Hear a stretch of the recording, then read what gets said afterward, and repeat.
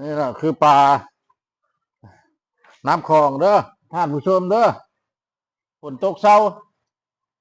ฝนตกเช้าแล้วก็มันมีผู้ลึงเด้อมีผู้ลึงอยู่เขาอยู่แคบคลองแล้วเขาว่าปลาขึ้นหาดแล้วมาแล้วโอ้จับรถจักรมอเตอร์ไซค์ได้ก็เฮ็ด ไปบ้านแห่4-5 บาทหนึ่งพอดีได้ซ้ำนี้ละประมาณโลนึง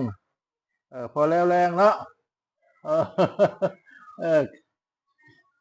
กินกะสิบริเฮ็ดอื่นแล้วสิปิ้งกินกับพักเบนน้ำเนี่ย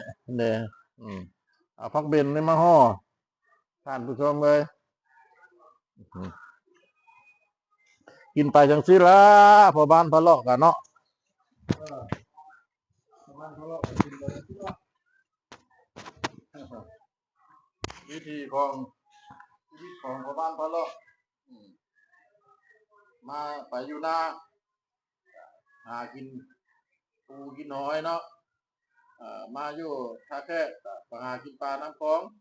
หาน้ำโดนพอประมาณนี้ล่ะดังไพ่นึ่งเข้าท่านผู้ชมเลย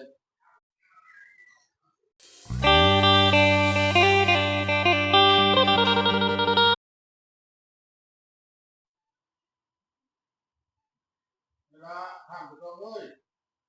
พี่เอา5 ตัวไพ่กับกำลังติดกำลังติดพี่เอา5 ตัวนี่ก็คือที่พ่อกินละมันเนี่ยก็กินคนเดียวมันเนี่ยก็ตัวคนคนเนี้ยสู้ไปเนาะท่านผู้ชมเนาะสู้ไปเนาะผู้บ้านเมืองเราสนุกทั้งเข้าเนาะ